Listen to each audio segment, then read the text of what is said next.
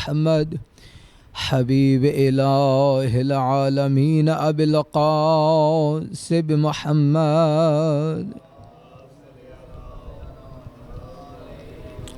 وأہل بیتہ الطیبین الطاہرین المعصومین الذین ذہب اللہ عنہم الرجس اہل البیت ویطہرکم تطہیرا محمد ولعنۃ اللہ علی اعدائہم اجمعین اما بعد فقد قال سبحانہ وتعالی فی کتابہ المجید بسم اللہ الرحمن الرحیم انا جعلنا ما علی الارض زینۃ لہا لنبلوہم ایہم احسن عملا وَإِنَّا لَجَاعِلُونَ مَا عَلَيْهَا صَعِيدًا جُرُذًا صلوات بر محمد و آل محمد۔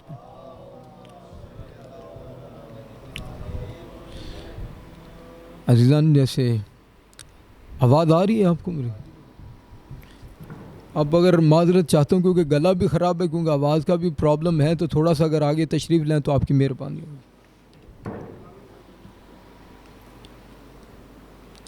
برائے مہربانی، کیونکہ میرا آپ جانتے ہیں کہ گلا بھی تھوڑا سا جو ہے نا وہ مسئلہ کر رہا ہے، تو بہتر یہ ہے کہ اسپیکر کے بغیر ہی جو ہے نا اس کو آج کی جو ہے نا تھوڑی سی زحمت کی جائے۔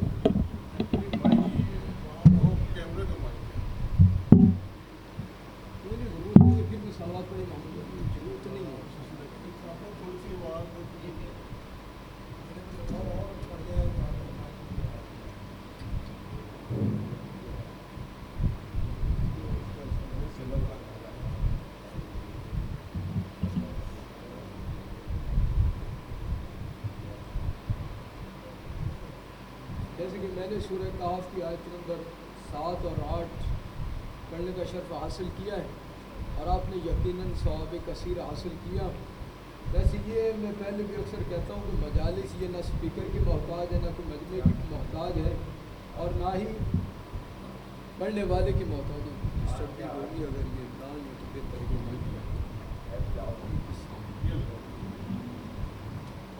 محمد والے محمد بلند کر صلوات۔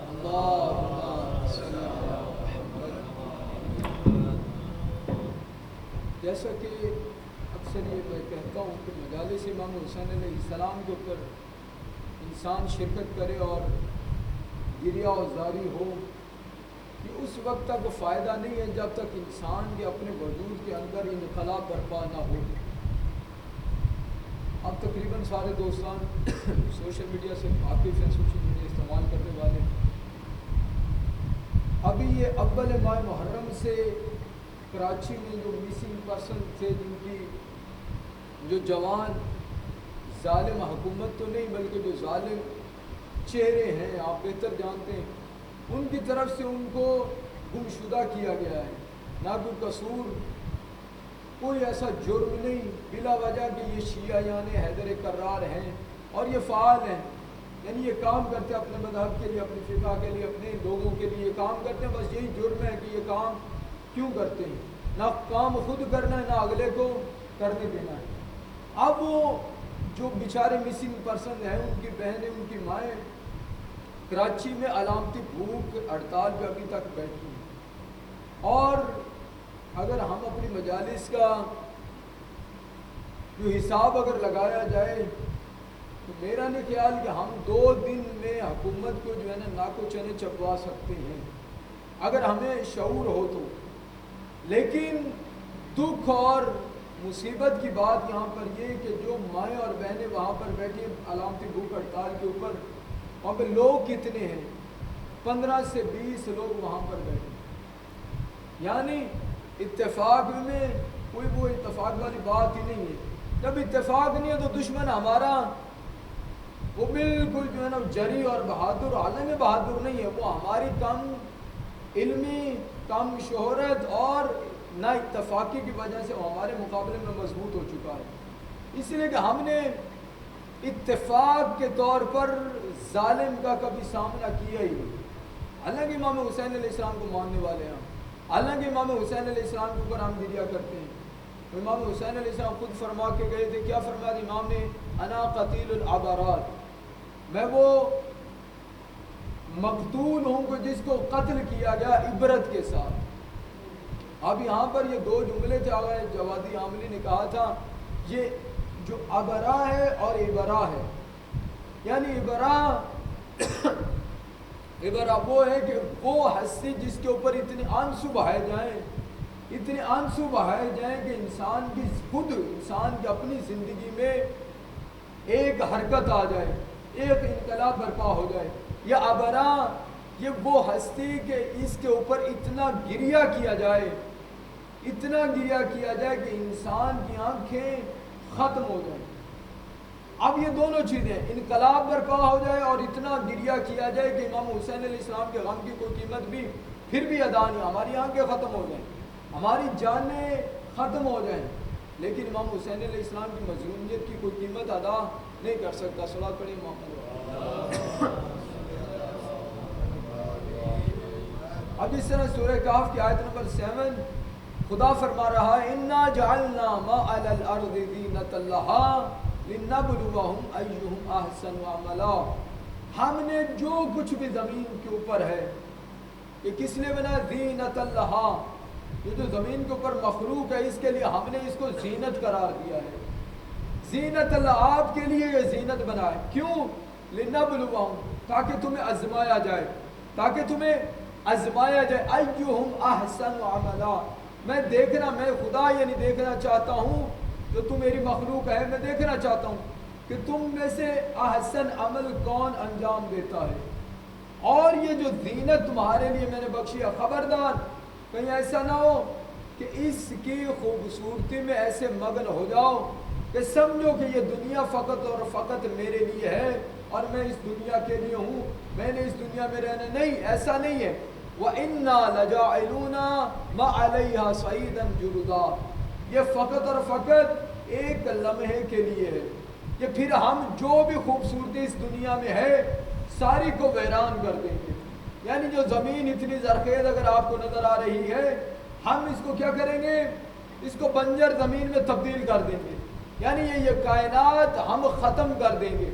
ہم دراصل یہاں پہ دیکھنا چاہتے ہیں کہ جو تمہیں وجود بخشا ہے اور تمہارے لیے ہم نے اس زمین کو زینت قرار دیا، اب تمہاری عقل پہ ہے، تم یہاں پہ سوچو، فکر کرو، ہو سکتا ہے اس سوچ اور فکر کے ساتھ خدا تک پہنچ جاؤ، ہو سکتا ہے کہ تم سوچ اور فکر کرو خدا تک پہنچ جاؤ۔ ہاں اس کے مقابلے میں بھی ہے کہ اگر تم اس دنیا کی اس خوبصورتی میں اپنے آپ کو مگن کر بیٹھو پھر خدا تک نہیں بلکہ شیطان تک پہنچ جاؤ گے۔ صلاۃ پڑھیے محمد و آل محمد۔ یعنی خدا ہمیں آزمانا چاہ رہا ہے، وَنَبْلُوَهُمْ بِالشَّرِّ وَالْخَيْرِ، خدا ہمیں شر سے بھی اور خیر سے بھی پہچاننا چاہتا ہے، ہمیں آزمانا چاہتا ہے کہ یہ میرا بندہ آیا جب یہ دنیا کی راحتیں اور دنیا کے سکون میں آتا ہے، آیا یہ مجھے یاد کرتا ہے یا کسی اور کو؟ آیا جب یہ آسانی میں آتا ہے تو مجھے یاد کرتا ہے یا دنیا کو یاد کرتا ہے؟ اچھا یہ دنیا ہے کیا؟ یعنی یہ دنیا ہے کیا؟ حضرت موسیٰ علیہ السلام انہوں نے اس اللہ کے نبی نے جو دنیا کی بھوکت اور دنیا کی جو قدر و قیمت اور دنیا کی خوبصورتی جو بتائی ہے بڑی کمال۔ حضرت موسیٰ علیہ السلام فرماتے ہیں کہ ایک مرتبہ مجھے یہ دنیا ملی ایک ضعیفہ خاتون کی شکل میں، ضعیفہ حتماً روایت آپ نے سنی ہے۔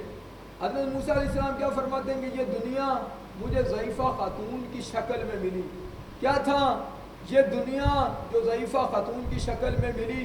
جسم لٹکا ہوا، زیور لٹکے ہوئے، بال کس طرح، یعنی اتنی کوئی بدصورت تھی جس کی کوئی انتہا نہیں۔ حضرت موسیٰ نے فرمایا کہ کون ہو؟ کہا میں دنیا۔ کون سی دنیا؟ میں وہ دنیا ہوں کہ جس کے عشق میں دنیا والے اپنے خدا کو بھول جاتے ہیں۔ میں وہ دنیا ہوں کہ جس کے عشق میں، جس کی خوبصورتی کو دیکھ کر لوگ اپنے خدا کو بھول جاتے ہیں۔ اچھا آپ ہو؟ جی میں ہوں۔ اچھا مجھے یہ بتاؤ آپ نے کوئی شادی بھی کی ہے؟ کتنے آپ کے شوہر ہیں؟ میرے اتنے شوہر ہیں کہ گنتی میں نہیں آتے. اچھا تمہارے اتنے شوہر کہ تمہارے شوہر گنتی میں نہیں آتے، تو یہ بتاؤ تمہارے شوہر مر گئے یا تمہارے شوہروں نے تمہیں طلاق دے دی؟ کہا نہیں، نہ میرے شوہر مرے نہ میرے شوہروں نے طلاق دی. پھر کیا کیا اپنے شوہروں کے ساتھ؟ کہا میں نے خود اپنے ہاتھوں کے ساتھ اپنے شوہروں کو قتل کر دیا. اب حضرت موسیٰ علیہ السلام کو یہ دنیا بتا رہی ہے میں نے اپنے شوہروں کو اپنے ہاتھوں کے ساتھ قتل کر دیا. حضرت موسیٰ علیہ السلام فرماتے عجب ایسے لوگوں کے اوپر جو دیکھ بھی رہے ہیں کہ اس دنیا نے صاحب دنیا کے ساتھ کیا کیا اور پھر عبرت حاصل نہیں کی. یعنی مثال کے طور پر اس دنیا نے فرعون کے ساتھ کیا کیا، یعنی فرعون سے کوئی بڑا کوئی بادشاہ ہے، اتنی سلطنت، اتنی مال اور دولت، پھر دنیا نے کیا کیا؟ پھر دنیا نے اسے قتل کر دیا.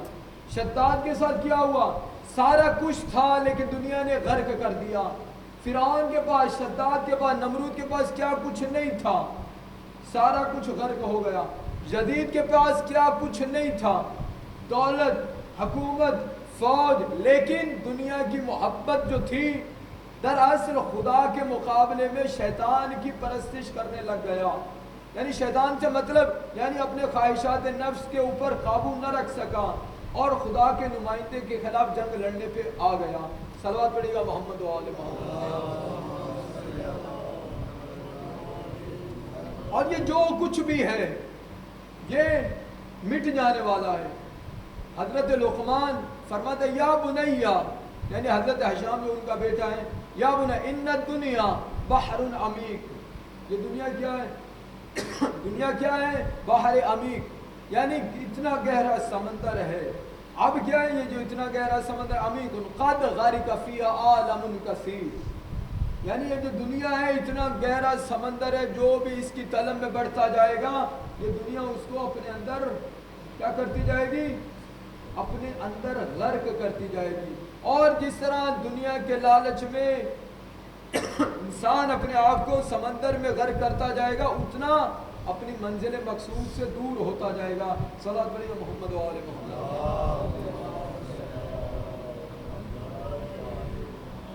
اب یہاں پر حضرت موسیٰ علیہ السلام کا یہ ایک واقعہ، حضرت موسیٰ علیہ السلام اپنے اصحاب کے ساتھ جا رہے تھے، کچھ جوان تھے، راستے میں حضرت موسیٰ علیہ السلام دیکھتے ہیں اور اپنے جوانوں کو دکھاتے ہیں کہ دیکھو یہ خزانہ کتنا ہے. یعنی ایک جگہ جگہ پہ خزانہ نظر آ رہا، اور جو اپنے خزانے کے پاس کھڑا ہوتا ہے آگے چلنے کا نام نہیں لیتا. حضرت موسیٰ علیہ السلام فرماتے ہیں میں اللہ کا نبی ہوں، یہ خزانہ میں نے دکھایا، آپ مجھے چھوڑ رہے ہو، یہ خزانہ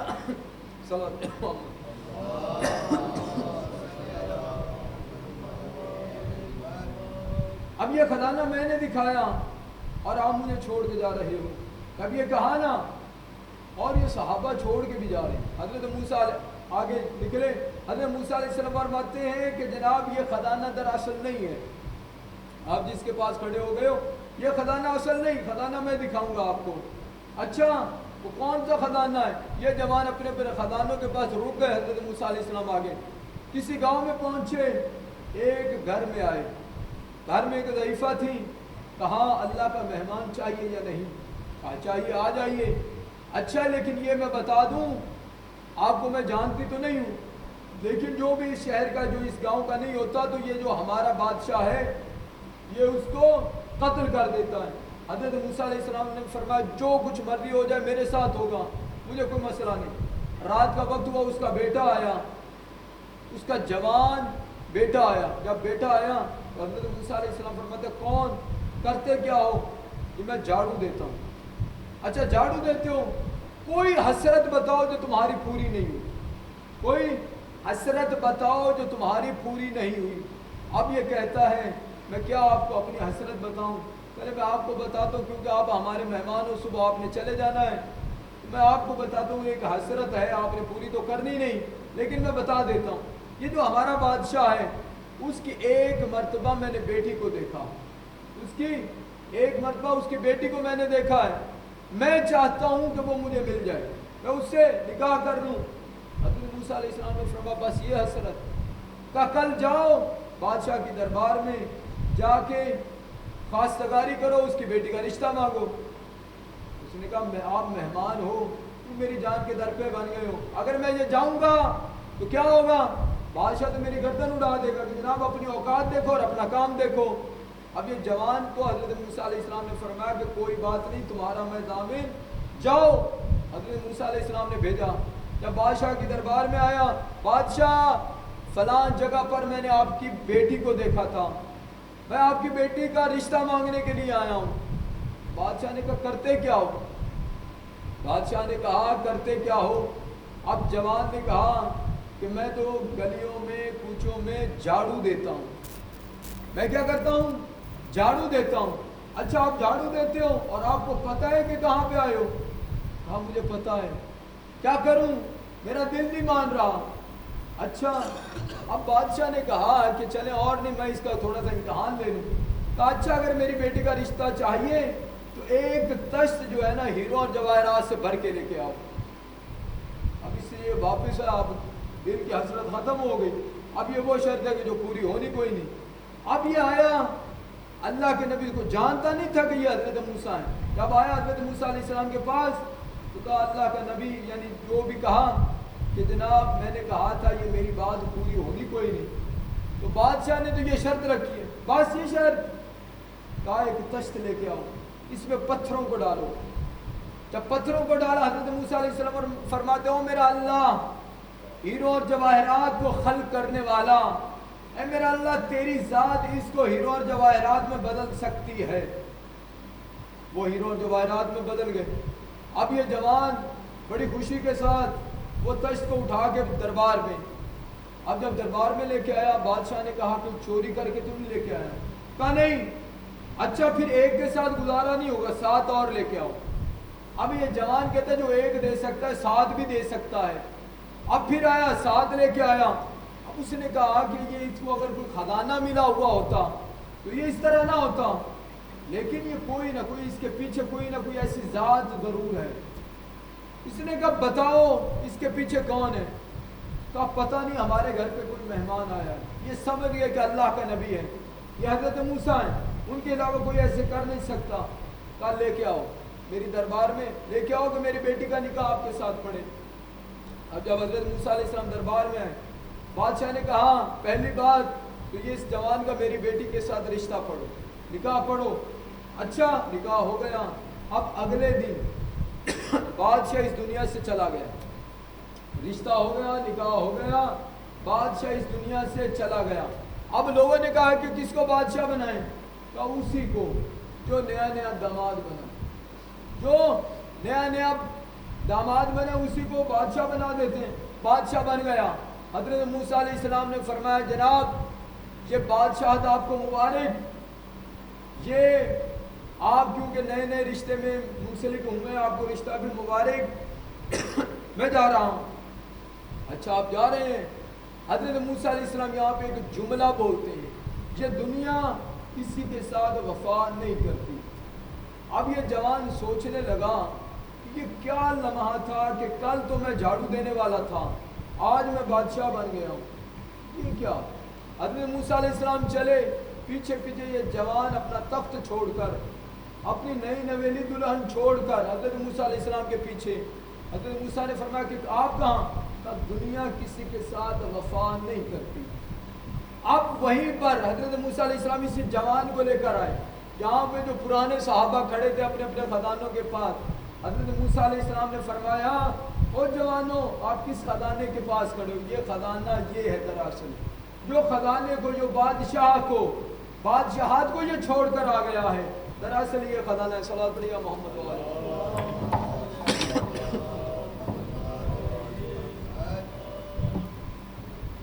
تو خزانہ یہ ہے جو خدا کی محبت میں ہر چیز کو قربان کر کے آ گیا ہے۔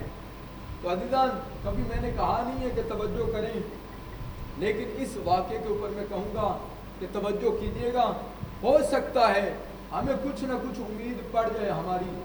ایک قاسم جگرچی، قاسم اس کا نام ہے، جگر بیچنے والا، میں دور اب نہیں لگاؤں گا کیونکہ گلا جو ہے نا وہ اجازت تھوڑی نہیں دے رہا۔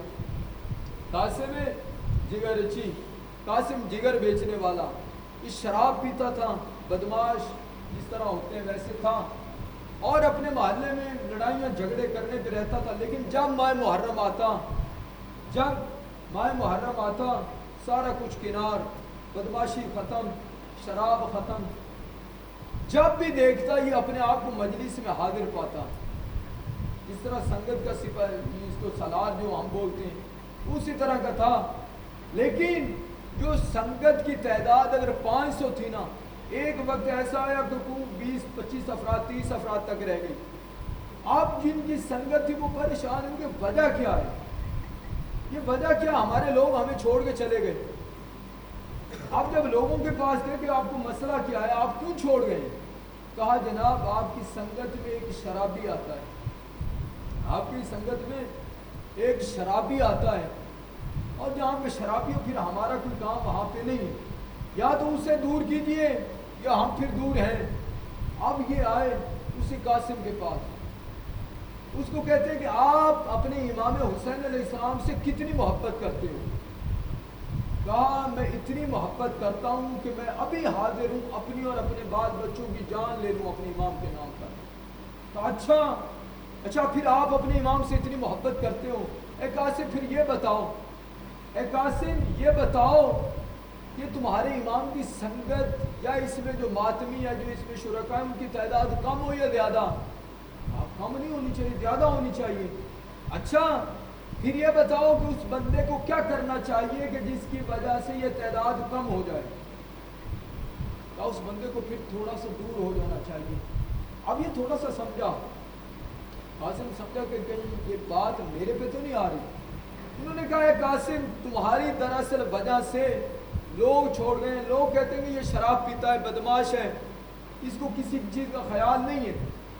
اب یہ ایک مرتبہ اس کی داڑھ نکلی، چیخ نکلی۔ اب اس نے کہا ابن رسول اللہ میں معافی چاہتا ہوں۔ اب اس نے کہا آپ جائیے، میں نہیں آتا، میں آپ کے عزاداری میں شرکت نہیں کرتا۔ اب یہ لوگ چلے گئے۔ اب یہ قاسم اپنے گھر میں اس نے کالے علم لگائے، پرچم لگائے، اور خود ایک تنہا عزادار، خود ہی مصائب کو بیان کرتا ہے، خود ہی گریہ کرتا ہے، خود ہی ماتم کرتا ہے، خود ہی نوحہ پڑھتا ہے۔ اب یہ اس کے بچے کہتے ہیں کہ اے بابا آپ کیوں نہیں جاتے؟ کہا بیٹا آپ جائیے، میں نہیں جا رہا، میں آ رہا ہوں آپ کے پیچھے، جو بھی بہانہ بنانا تھا بہانہ بنا رہا، لیکن بتا نہیں رہا کہ وجہ کیا ہے۔ آخر کار رو کہ مولا میں معافی مانگتا ہوں، آئندہ سے میں ایسا عمل نہیں کروں گا، مولا ہو سکتا ہے کہ مجھے معاف کر دیا جائے۔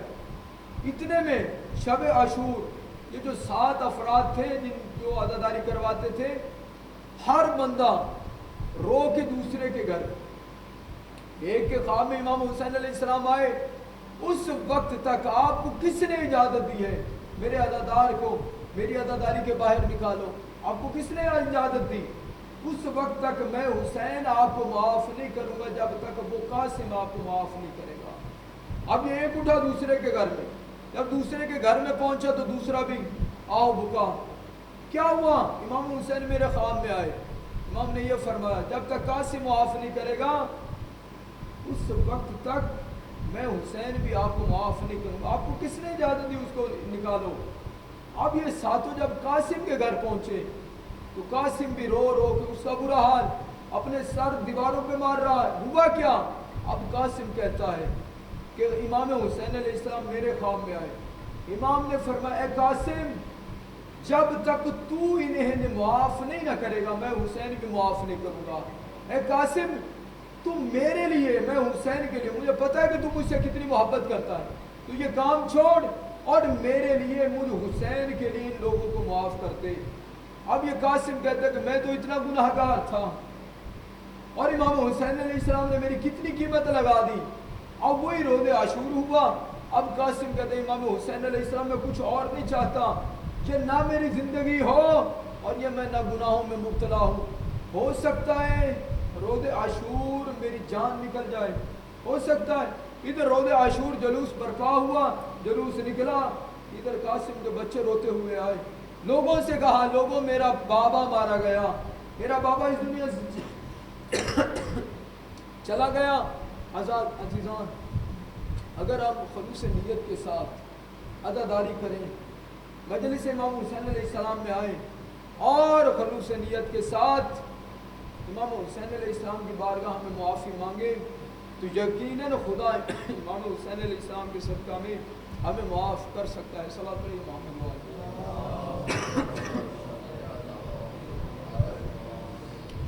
جیسا کہ 7 ماہ محرم آج اس جوان کا مسائل پڑھنے کا دل کر رہا ہے جو 2.5 سال کا سن تھا، یتیم ہو گیا. 2.5 سال کا سن امام حسن علیہ السلام جب اس دنیا سے جا رہے تھے تو قاسم کا 2.5 سال کا سن، چھوٹا سا بچہ. اب یہ چھوٹا سا بچہ دیکھ رہا ہے کہ بابا کو زہر ملی ہوئی، قے کی صورت میں امام کا کلیجہ باہر آ رہا ہے. اب یہ قاسم دیکھ رہے. ایک مرتبہ امام حسن علیہ السلام نے فرمایا، اے ام فروا، دروازے کو بند کرو اور قاسم کو میرے پاس لے کے آؤ. اب امام حسن علیہ السلام نے قاسم کو اپنے سینے پہ لٹایا اور کہا، اے قاسم میں جا رہا ہوں، ایک ایسا وقت آئے گا تمہارے چچا کو تمہاری ضرورت پڑے گی. جب تم دیکھو نا کہ چچا تمہارا تمہیں اجازت نہیں دے رہا، یہ ایک چیز میں تمہیں لکھ کے دے رہا ہوں اور یہ تمہارے بازو کے اوپر باندھ رہا ہوں. جب دیکھو نا کہ چچا اجازت نہیں دیتا تو یہی چیز اتارنا، اپنے چچا کے حوالے کر دینا، چچا تمہارا تمہیں اجازت دے دے گا. عزیزان، بس آپ کی زحمتیں تمام، کیونکہ آخری دن ہے. 2 دن اور امام حسین علیہ السلام ہمارے مہمان، ہم نے جتنا گریہ کرنا ہے کر لیں. اللہ جانے اس کے بعد ہماری زندگی میں محرم آئے یا نہ آئے. اب شہزادہ قاسم، جب امام حسن علیہ السلام نے تعویذ لکھ کے دیا نا، امام حسن علیہ السلام نے بازو کے اوپر باندھا، بس آ گیا روز عاشور. اب امام حسین علیہ السلام کے پاس جناب قاسم آتے ہیں، اے چچا مجھے موت کی اجازت. امام حسین علیہ السلام اپنے سینے سے لگا کے کہتے ہیں، قاسم کس طرح تمہیں اجازت دوں، تو میرے بھائی کی نشانی ہے. ارے جب بھی میں اپنے بھائی کی یاد میں آتا ہوں تو تمہیں دیکھ لیتا ہوں. امام حسین علیہ السلام اجازت نہیں دیتے. ایک مرتبہ جب آخر پہ آئے نا جناب شہزادہ قاسم کا، چچا مجھے موت کی اجازت. اب امام حسین علیہ السلام فرماتے ہیں، اے قاسم مجھے یہ بتا، موت تمہارے نزدیک کیا ہے؟ کوئی حکیم ایسا نہیں ہے جس نے موت کا ذائقہ بتایا ہو سوائے اس جوان کے. ہر کوئی کہتا ہے اللہ جانے موت کا ذائقہ کیسا ہے، موت کا ذائقہ بڑا تلخ ہے، موت کا ذائقہ بڑا شور ہے. لیکن یہ ایک ایسا جوان کربلا میں ملا جب امام حسین علیہ السلام نے فرمایا، اے قاسم بتا موت تیرے نزدیک کیا ہے؟ اب شہزادہ قاسم فرمایا، آہلی من العسل، اے چچا میں موت کا ذائقہ بتاؤں تو موت کا ذائقہ میرے نزدیک شہد سے زیادہ شیریں ہے. اب امام حسین علیہ السلام نے شہزادہ قاسم کو اپنے سینے سے لگایا، اے قاسم موت کی اجازت چاہتے ہو، جاؤ تجھے میں نے موت کی اجازت دی. امام حسین مولا عباس نے خود اپنے ہاتھوں کے ساتھ شہزادہ قاسم کو تیار کیا. جب تیار کر کے کہا نا جاؤ اب قاسم میدان جنگ میں آئے. جب جنگ میں آئے نا تو شہزادہ قاسم کا سن تو تھا نا 13 سال، منہ پہ نقاب. جب مقابلے میں آئے، اردک نامی پہلوان تھا، اس کے 7 بیٹے آئے. 7 بیٹوں کو شہزادہ قاسم نے فنار کیا. آخر پہ اردک نامی کہتا ہے، جوان یہ پہلوان کہتا ہے، اس چھوٹے سے بچے نے میرے 7 بیٹوں کو فنار کر دیا، اب میں جانوں اور یہ جوان جانے. اب یہ اردک نامی پہلوان شہزادہ قاسم کے مقابلے میں آیا.